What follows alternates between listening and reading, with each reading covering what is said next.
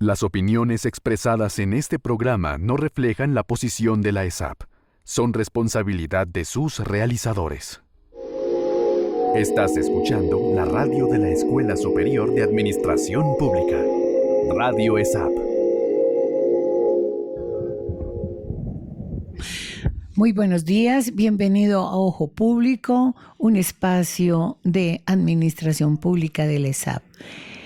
Como todos los martes, hoy nos acompañan en la mesa de trabajo Sebastián, Ángela, Atenea y Juan. Muy buenos días, ¿cómo están? Muy buenos días. Buenos días, muy bien, profe. Bueno, ustedes van a compartir hoy con la audiencia un tema muy interesante referente a vivienda, ¿no? Es como la apreciación de usted, de su mirada desde lo como administradores públicos en formación, hacia dónde apunta, que es uno de los temas álgidos del país. Pues bienvenidos. Atenea, bienvenida. Muchas gracias, profe. Bueno, entonces están en su espacio, los escuchamos. Bueno, hoy en Ojo Público vamos a abordar un tema que toca fibras sensibles para todos, para nuestra estructura social y nuestros derechos a la vivienda digna. En un país donde en la Constitución política se establece como derecho fundamental la vivienda, nos ponemos a preguntar, ¿por qué sigue siendo esquivo para millones de colombianos? Ángela. Bueno, pues, Atenea, yo diría que esto es un problema multidimensional. Por un lado, pues, a nivel positivo tenemos un marco normativo muy robusto, pero sin embargo, esto falla muchas veces en la implementación y tropieza con brechas críticas, como lo puede ser la financiera, de territorio o sociales. Por ejemplo, en el caso del subsidio Mi Casa ya cubre apenas el 15% del valor de una vivienda de interés social en Bogotá. Sin embargo, deja por fuera a familias que ganan entre 1 o 2 salarios mínimos. Y pues, ¿cómo ven esta desconexión? Pues lo que vemos allí es que en el terreno de las políticas estas pues llegan fragmentadas. Yo recuerdo un caso en donde una familia pues tiene un subsidio aprobado por parte del gobierno hace 3 años para Mi Casa Ya, pero están esperando 3 años porque no había una oferta en el rango de sus ingresos. Y pues esto lleva a una pregunta pues que para muchos casos puede ser incómoda. Y es cómo estamos midiendo el déficit, y las cifras oficiales pues en lo general habla como de 5 millones, pero no tiene en cuenta lo que es el hacinamiento crítico y las viviendas inseguras, el tema de seguridad. La cifra real podría pues superar o llegar a los 7 millones. Sí, buenos días, gracias. Me gustaría empezar por decir que para mí en lo personal el problema radica en cómo se está viendo las viviendas, ¿sí? Se ven solo como partes, como infraestructuras, pero no se les está dando la relevancia que se les tiene que dar realmente, ¿sí? Yo creo que no se ha visto o no se le ha dado esa mirada a la vivienda como ese espacio de construcción social, ¿sí? En el cual todos nos construimos, nos elaboramos. Todas las dinámicas que se pueden llegar a manejar dentro de un hogar afectan y estructuran lo que es la formación de una persona y su inclusión a la sociedad.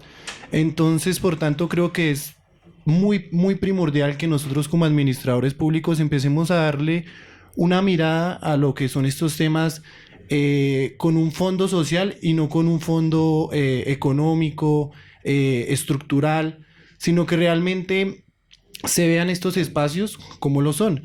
Entonces es muy importante que se le empiece a dar como un cambio, que se le empiece a dar esta mirada más inclusiva, más tranquila, en la cual nosotros nos demos cuenta que la vivienda es la estructura primordial para que todos los ciudadanos puedan llegar a acceder a todos sus derechos, a los derechos como salud, a educación, a esparcimiento. Es muy importante que nosotros como futuros administradores de este país empecemos a cambiar las dinámicas en las cuales se estructuran las bases para formalizar lo que son los subsidios de vivienda. También es importante que le demos esta mirada primordialmente social, en la cual tomemos las viviendas como la primer garantía que le vamos a dar a los ciudadanos para que ellos accedan y formalicen todos sus derechos. Me gustaría decir que es demasiado importante los avances que se han dado en las diferentes administraciones de los diferentes gobiernos que se han dado en el país, porque digamos que también es un tema que ha tocado fibra siempre y que de la misma forma pues se han intentado hacer diferentes procesos, se han establecido diferentes políticas públicas que están enfocadas a este tema, pero creo que también tenemos que dar un avance y no quedarnos con esas bases que hemos tenido, sino que tenemos que estructurar la regulación de las políticas públicas respecto a los temas de vivienda con un tema de interés primordialmente social. Por lo tanto, entonces, quisiera acabar esta parte de mi intervención señalando lo primordial que puede llegar a ser el acceso a una vivienda para un habitante de nuestro país, de nuestra sociedad.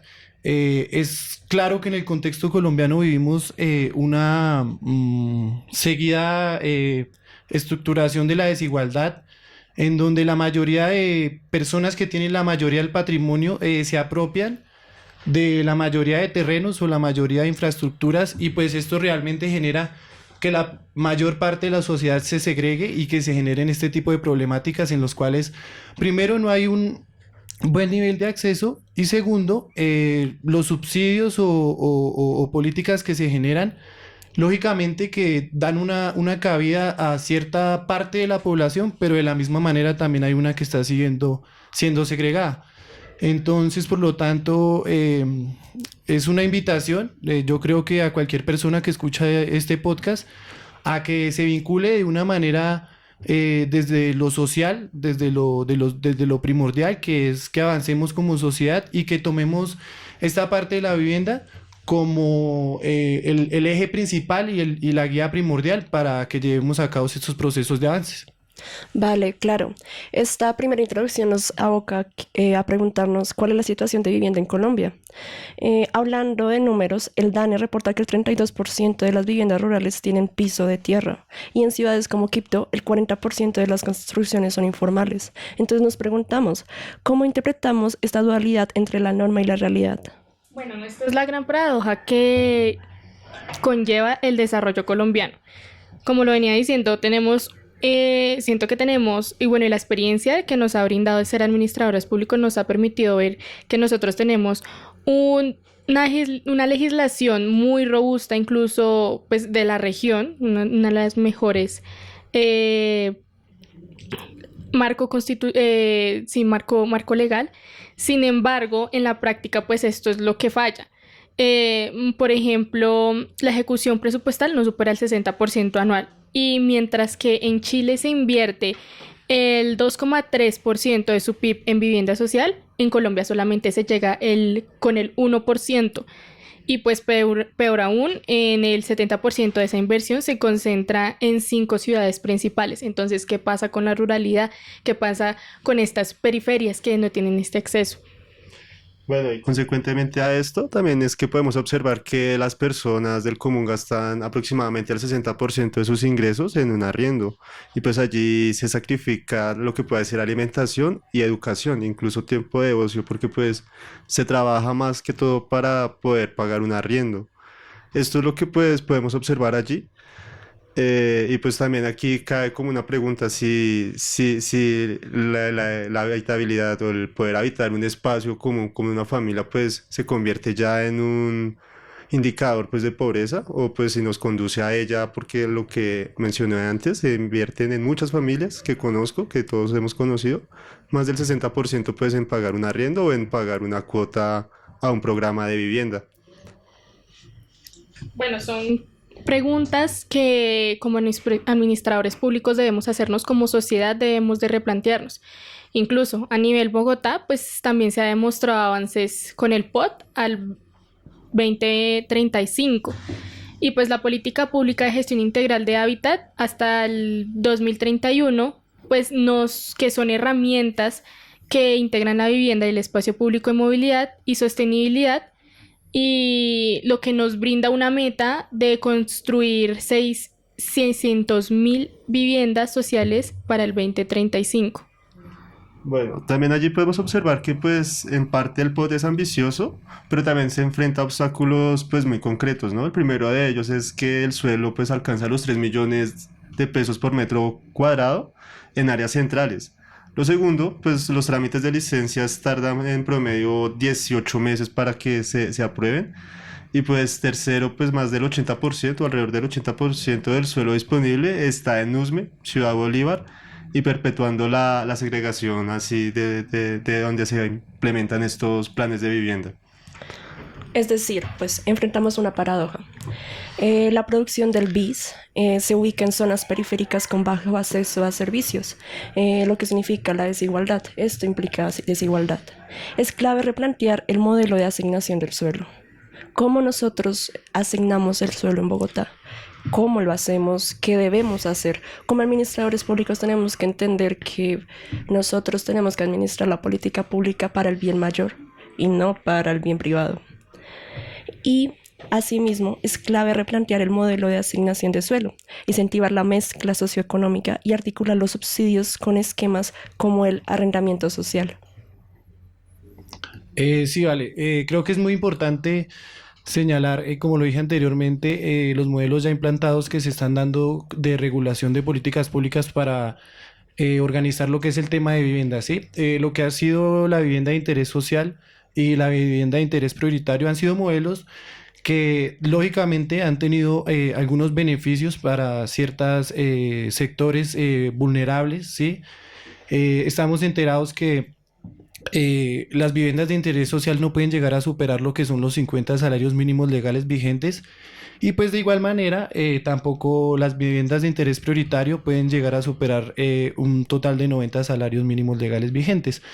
Digamos que esta ha sido la base que se ha dado en el país para que las personas de los estratos 1, 2 y 3 lleguen a tener este acceso, este tipo de subsidios y este tipo de ayudas por parte del gobierno.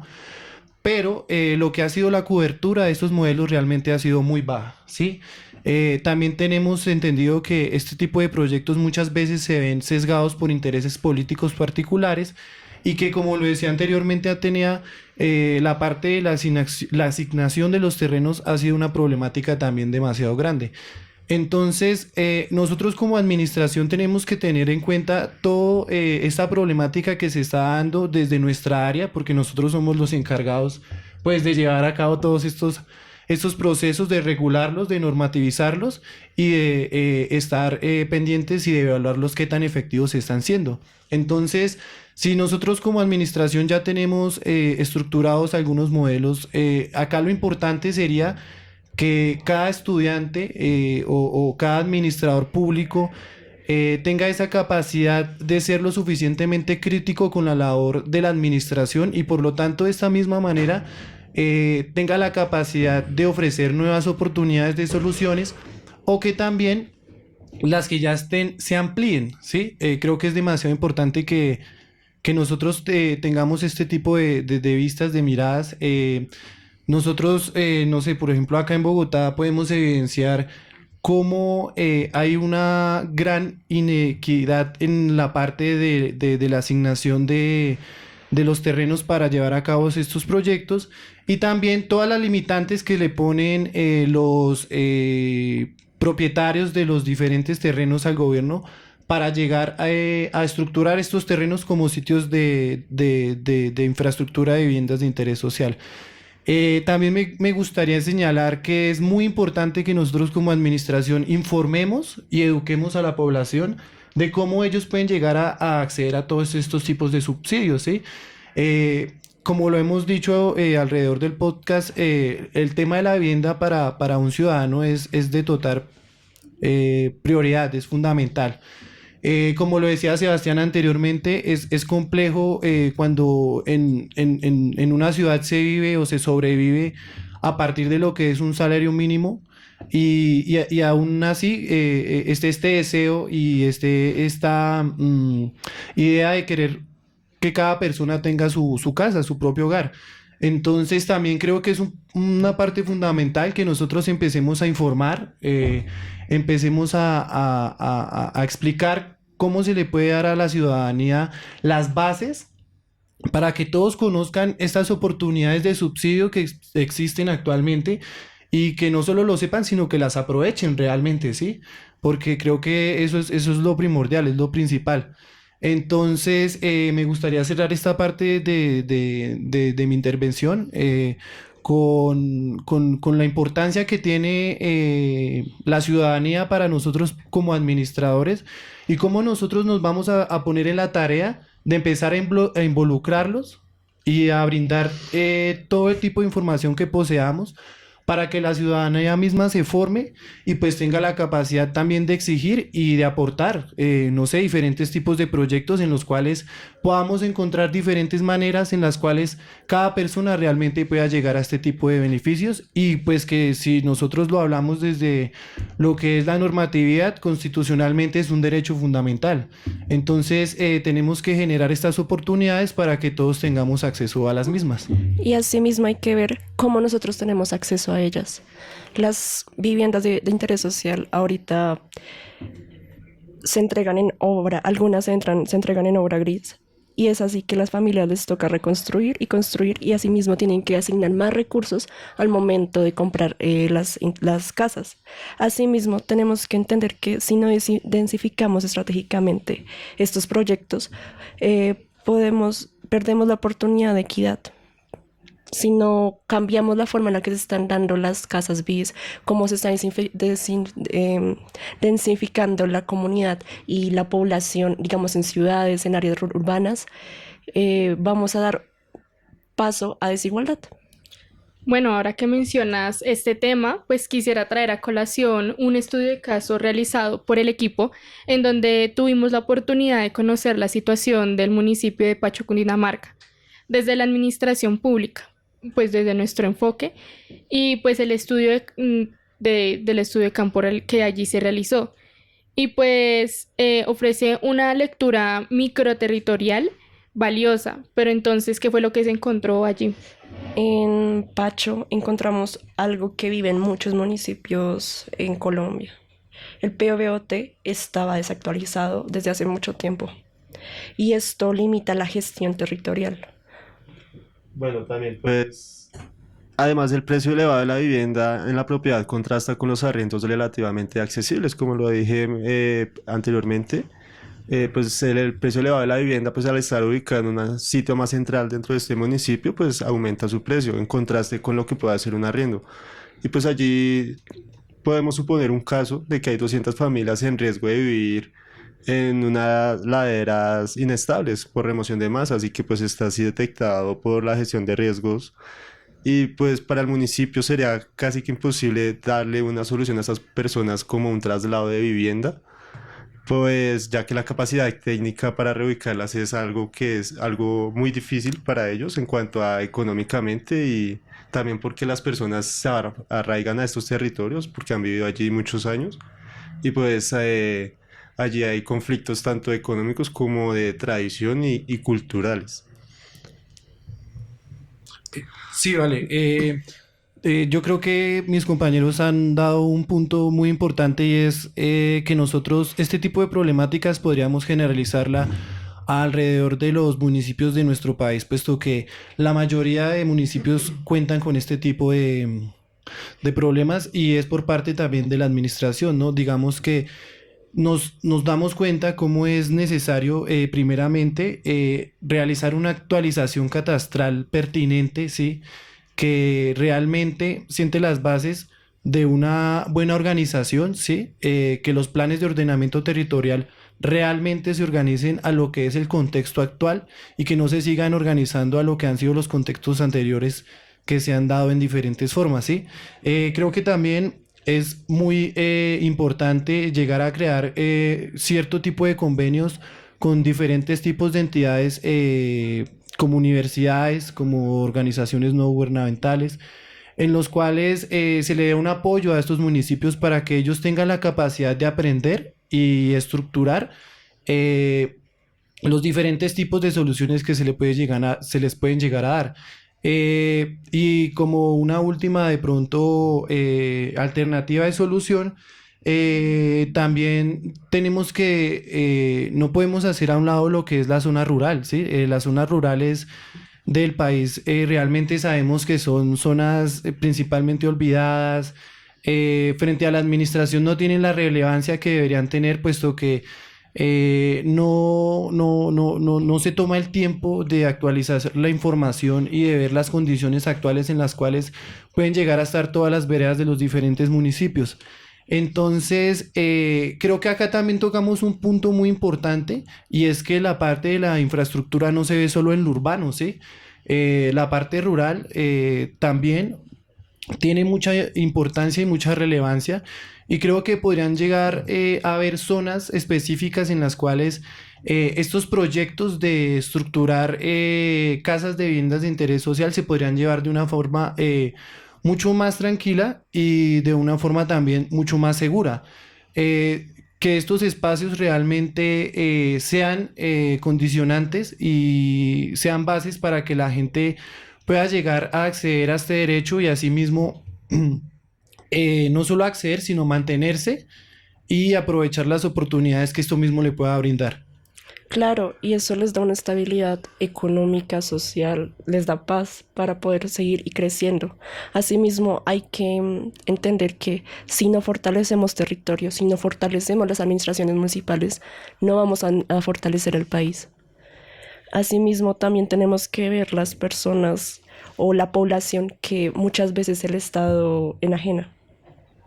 Listo, siguiendo por esta línea, también es importante que nosotros marquemos como referencia o tengamos en cuenta casos de éxito que de pronto se vieron en otras naciones, teniendo en cuenta algunos modelos internacionales de gestión de habitabilidad y comparando países como Alemania o China, los cuales pues han tenido cierta innovación en este tema, con un enfoque hacia la vivienda y la habitabilidad y el bienestar que se le puede brindar a las personas. ¿Cómo ha sido este desarrollo, más que todo? Para las personas con inhabitabilidad de calle, en Finlandia implementó un modelo llamado Housing First. ¿Y en qué consiste? Primero se entrega vivienda permanente a las personas en habitabilidad de calle, así con un apoyo íntegro entre psicología, entre el Estado y planes de trabajo, se logra llegar a sacar a las personas, a darles un apoyo mayor a las personas. Y esto ha ayudado a la reintegración social y irónicamente, ha reducido el gasto público abismalmente. También Alemania evita la gentrificación con viviendas públicas integradas. Y China combina viviendas con empleo y servicios en macroproyectos para la población vulnerable. Es decir, la vivienda es un flanco que si tú tienes, lograrás tener algo seguro para poder concentrarte en otros flancos. Es decir, si tienes vivienda, tienes un techo donde vivir, podrás ya concentrarte, por así decirlo, en el resto, en conseguir un empleo, en conseguir comida, pero ya tienes el techo. Ya no tendrás que pensar en el arriendo, ya no tendrás que pensar en cómo voy a pagar el pagadiario, que es una realidad en Bogotá y creo que en Colombia. Entonces, hay que ver cómo estos modelos exteriores se pueden implementar y adaptar a la realidad colombiana. Sí, vale. Yo creo que todo el tema se ha rodeado de una intención, ¿sí? O es lo que a nosotros nos gustaría compartir en este momento y es cambiar las lógicas que hemos manejado nosotros acá en el país, ¿sí? Es necesario dejar ver la vivienda como un premio, ¿sí? Como algo que solo algunos pueden tener, ¿sí?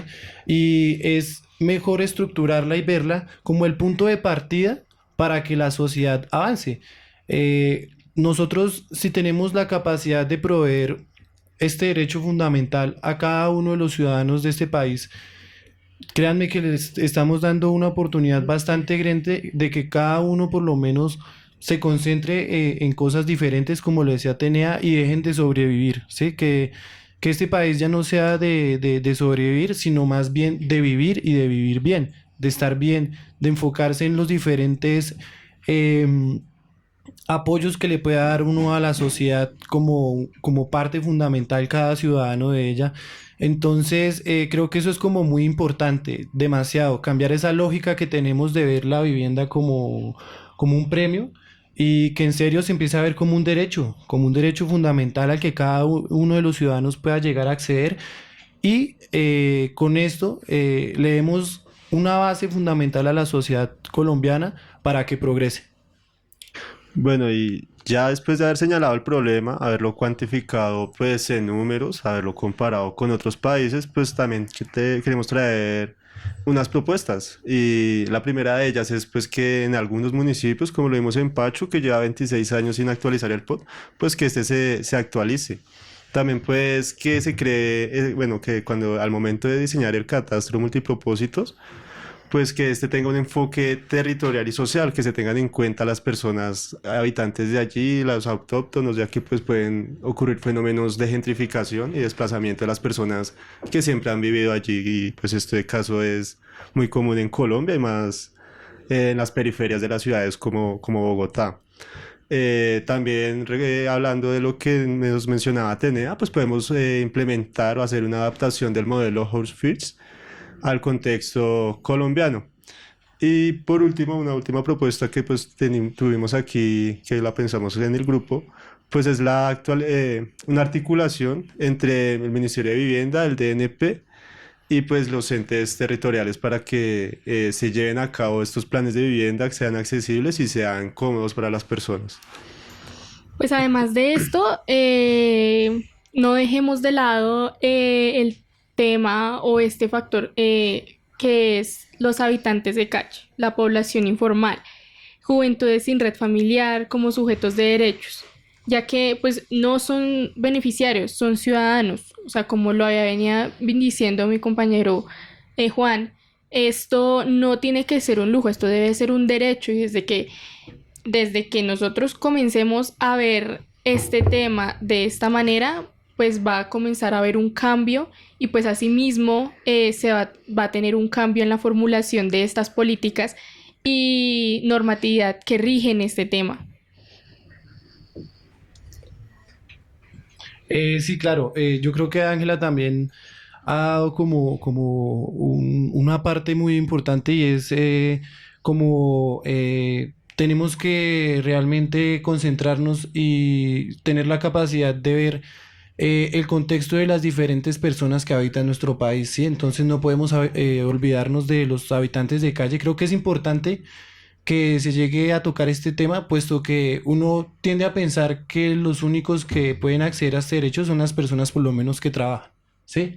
Entonces, creo que es demasiado importante tener en cuenta también este tipo de poblaciones vulnerables, no solo los habitantes de calle. Podemos hablar de las madres cabezas de hogar, podemos hablar de los jóvenes que han sufrido diferentes problemáticas en sus contextos y por lo tanto no tienen un lugar estructurado en donde estar. Podemos hablar también de los adultos mayores. Creo que es importantísimo hablar de ellos, y más este tipo de personas que están en estas condiciones ya de una mayoría de edad en la cual trabajar se hace difícil, muy difícil, y están en estas condiciones de no tener una casa, de no tener un hogar, de no tener en dónde estar. Creo que es demasiado importante que nos centremos y nos concentremos también en pensar las cosas de esta manera y no ver que se pueda acceder a este tipo de beneficios o que se puedan acceder a este tipo de oportunidades solo cierta parte de la población, sino que sea la población total, ¿sí? Y como lo decimos anteriormente, pues todas estas personas que sufren este tipo de vulnerabilidades también hacen parte de la población, y es menester incluirlos y hallar las formas de cómo vamos a hacer para darle una oportunidad a estas personas de que accedan a este derecho. Asimismo hay que entender, bueno, esto es una opinión un poco impopular, pero hay que decir que del dicho al hecho hay mucho trecho. Es decir, ese trecho nos pertenece a nosotros como administradores públicos crearlo. reforzarlo y hacer que sea un hecho. ¿Por qué? Porque todos los gobiernos, puede que sea de muy grande forma o de pequeña forma, han tratado de llegar a la vivienda, han tratado de dar vivienda y han tratado de ayudar a las poblaciones. Sin embargo, ¿por qué en estos años de gobiernos pasados, presentes y hasta futuros, no hemos logrado un gran avance? Es porque estamos politizando mucho políticas públicas que no debe ser de una variable privada, sino de una variable pública. Nosotros estamos hablando aquí no de clientes, estamos hablando de personas, estamos hablando de sociedad y estamos hablando de cómo vamos a crecer como sociedad. Hay que dejar de esas particiones políticas que existen aquí en Colombia, hay que dejarlas para poder construir. Estamos construyendo ese trecho y estamos llegando al hecho. Pero nosotros como administradores públicos, ¿qué vamos a hacer? ¿Cómo lo vamos a rectificar? Y asimismo, hay que hacer que la vivienda debe dejar de ser una variable dependiente del mercado para convertirse en un instrumento de equidad, de cohesión social y gobernanza territorial. Y bueno, siento que esta conversación se ha dirigido para los administradores públicos, hecho por administradores públicos para administradores públicos, resaltando la responsabilidad que nosotros tenemos al momento de formular esto y de asimismo de la responsabilidad que tenemos para dar a comunicar la información sobre el tema. Como lo venía diciendo mi compañero Juan, es nuestro deber el dar a conocer esto, es nuestro deber el comunicar esta información. De ahí es la importancia de estos espacios en donde nosotros seamos conscientes de nuestra situación para hacer un cambio y pues asimismo difundir y hacer conciencia social para la ciudadanía. Claro, y pues aquí desde Ojo Público reiteramos que la vivienda es política pública, no solo política habitacional. En ella converge el desarrollo, la legitimidad del Estado y la sostenibilidad del territorio. Bueno, techo, territorio, trato digno, pues no hay desarrollo sin hablar de estos temas, sin habitar básicamente. No hay democracia sin vivienda. Bueno, y ya pues nos despedimos pues con un llamado para el gobierno y para pues todos, la sociedad como tal. Y es no solo construir casas, entregar casas, sino construir también comunidad, construir Estado, construir justicia social. Sí, desde Ojo Público les agradecemos el espacio y esperamos que también todas las problemáticas que tratamos en este espacio lleguen a ustedes y cada uno tenga la capacidad de apropiarse de ellas y no solo de apropiarse, sino de que generemos soluciones. Es demasiado importante recordar que sin un lugar digno donde vivir, el resto de derechos quedan en el aire, ¿sí? Entonces esperamos que se pueda estructurar este tipo de problemática como eje de producción, de avance de la sociedad y que cada uno de los administradores públicos y de los habitantes de la sociedad se personifique y se adopte y más allá también proyecte y genere cualquier tipo de solución que pueda haber viable para este tipo de problemáticas. Les agradecemos el espacio, esperamos que se encuentren bien y que les haya gustado nuestro podcast. Gracias. Muchas gracias. Gracias. Estás escuchando la radio de la Escuela Superior de Administración Pública, Radio ESAP. Las opiniones expresadas en este programa no reflejan la posición de la ESAP. Son responsabilidad de sus realizadores.